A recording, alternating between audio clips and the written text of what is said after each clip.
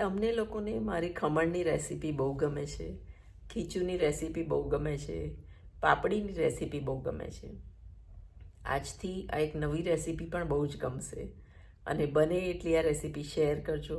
તો ઘણા લોકોને આ મૂઠિયાની રેસીપી બનાવતા નથી આવડતી, પ્લસ મૂઠિયા ફરસા કેવી રીતે બને, પૌષ્ટિક કેવી રીતે બને એ પણ નથી આવડતું. તો મારી સાથે રહો તો હું તમને સરસ મૂઠિયાની રેસીપી બતાવીશ. સુપર સહેલિયાથી હું નૈમિષા. ચાલો જઈએ મારા કિચનમાં. તો આજે હું લઈને આવી છું મૂઠિયાની રેસીપી. મૂઠિયા તમે બધા જ બનાવતા હશો, પણ મારા જેવા પૌષ્ટિક મૂઠિયા તો તમે નહીં જ બનાવતા હો. કોઈ પણ મેથડ લઈ લો, કોઈ પણ વિડીયો લઈ લો અને કોઈ પણ ચેનલ નહીં લઈ, પણ આવા મૂઠિયા તમને કોઈ પણ જગ્યાએ જોવા નહીં મળે. તો ચાલો બતાવું આ મૂઠિયામાં હું શું નાખું છું જેનાથી એ આટલા પૌષ્ટિક થાય છે. અને જે વસ્તુઓ તમે બાળકોને એમનેમ નથી ખવડાવી શકતા એ કેવી રીતે તમે મૂઠિયામાં ખવડાવી શકો છો. તો ચાલો જઈએ. અહીં મેં લઈ લીધા છે 2 વાડકી ભરીને દૂધીનું છીણ. દૂધી આપણે બધા જ મૂઠિયામાં નાખતા હોઈએ છીએ. ત્યાર પછી અહીંયા મેં લીધું છે 2 વાડકી ભરીને મેથીની ભાજી. ઇન્ગ્રીડિયન્ટ્સ બહુ જ સિમ્પલ છે અને બહુ જ ઉપયોગી છે.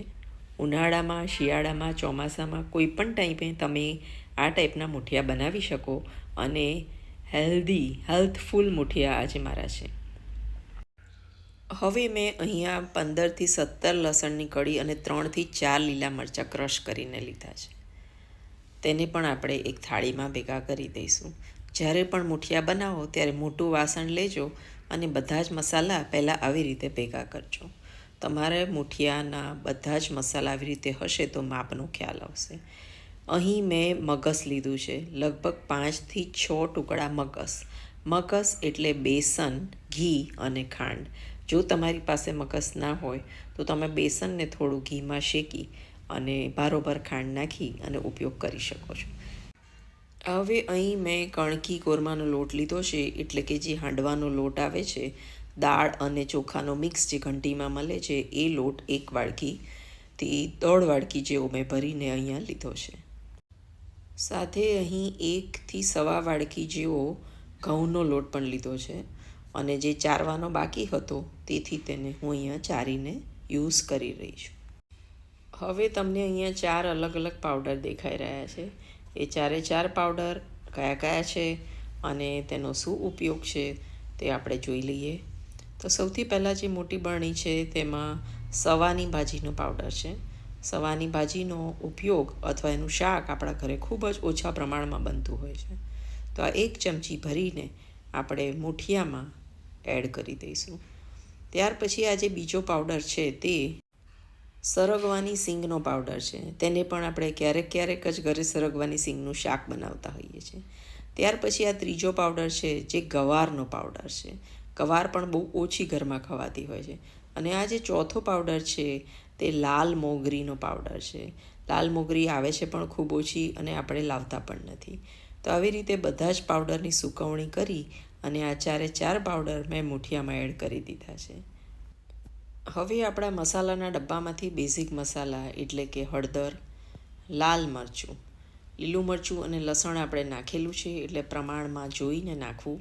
પોતાના ઘરે ખવાતું હોય એ પ્રમાણે બનાવવું. ત્યાર પછી થોડુંક ધાણા જીરું નાખી દીધું છે.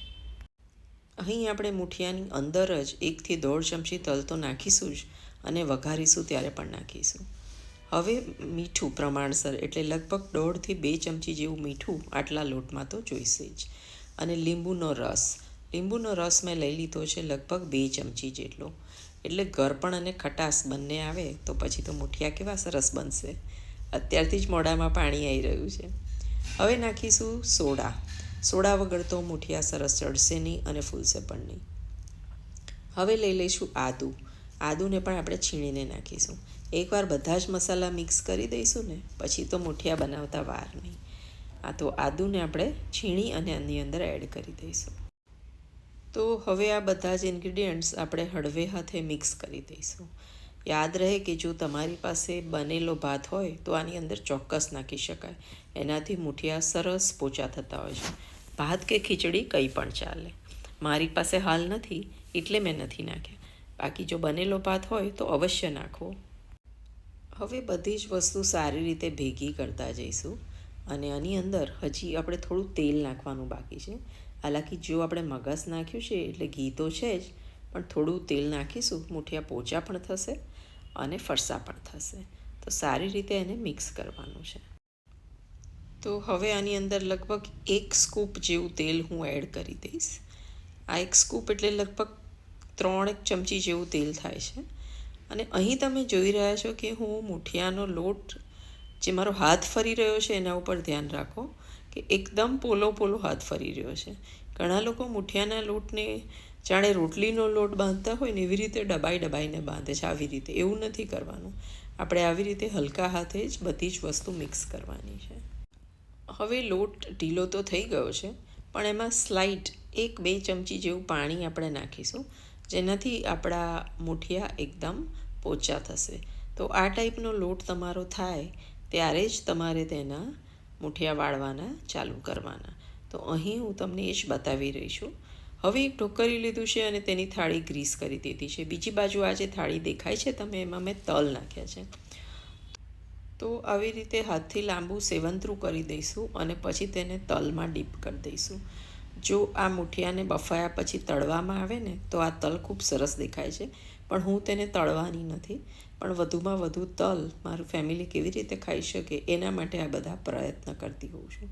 તો જો કેટલા સરસ તલ કોટ થઈ ગયા છે. હવે આ બધા જ મુઠિયાને આપણે તલથી કોટ કરી અને તેને ઢોકળિયામાં મૂકી દઈશું.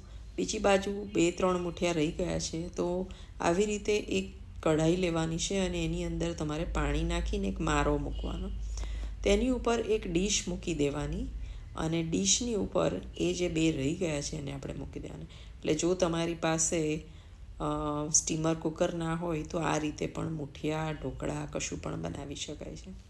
ખીચું પણ આવી રીતે બાફી શકાય છે. તો હું બંને રીત તમને એટલે જ બતાવી રહી છું કે જેની પાસે ઢોકળિયું નથી તો આ ઇઝીએસ્ટ રીત છે. અને જુઓ 15 મિનિટ પછી તો આ થઈ પણ ગયા. તો અહીં જુઓ તમે જેની સાઇઝ હતી તેનાથી ડબલ સાઇઝના થઈ ગયા છે. પાણી પણ ઘણું બધું ઉપયોગમાં આવી ગયું છે અને આનાથી પોક કરી એમને મેં જોયું તો ચોંટતા પણ નથી, એટલે મુઠિયા આપણા રેડી થઈ ગયા છે.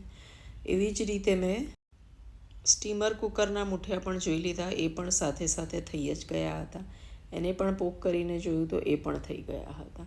તો હવે આ બધા જ મુઠિયાને આપણે કાઢી ઠંડા થવા દઈશું અને ત્યાર પછી તેના ટુકડા કરીશું. ગરમમાં ટુકડા કરીશું તો મુઠિયા તૂટી જશે. તો આખા પીસ તમારે રાખવા હોય તો થોડા એને ઠંડા થવા દેજો. ઠંડા થઈ જશે પછી જુઓ પ્લેટમાં કેટલા સરસ પીસ તૈયાર થયા છે. હવે મુઠિયાને પાછા વઘારવાના હોય છે તો જ તે સારા લાગતા હોય છે. તો હવે એમાં 3-4 ચમચા મેં તેલ લઈ લીધું છે. વઘારવા માટે રઈનો વઘાર હું કરું છું. ઘણા લોકો મેથી નાખે છે, હું નથી નાખતી. અને તલ નાખું છું. રઈ અને તલ 2 જ વસ્તુ નાખીશ, પણ અહીંયા હું 1 ચમચી લાલ મરચું પણ નાખીશ. લાલ મરચું નાખવાથી મુઠિયાનો કલર સરસ આવશે અને એમાંય આ મરચું મારું કલરવાળું છે. તો જેમ ખમણ અલગ અલગ કલરના કરીએ છીએ ને એવી રીતે આપણે મુઠિયા પણ અલગ અલગ કલરના કરી શકીએ છીએ. તો હવે આપણા મુઠિયા જે કાપીને તૈયાર છે તેને આપણે ફક્ત વઘારવાના છે. ઘણા લોકો વઘારેલા બનાવે છે તો અમુક લોકો કાચા મુઠિયા તેલ સાથે ખાય છે.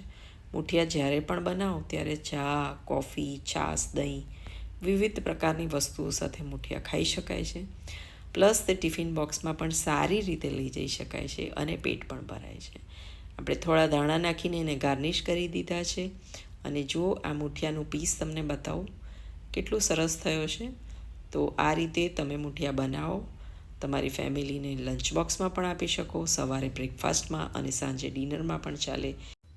મુઠિયાની રેસીપી કેવી લાગી? ફરી મળીશું એક નવા વિડીયોમાં એક નવી સહેલી સાથે. ત્યાં સુધી આવજો.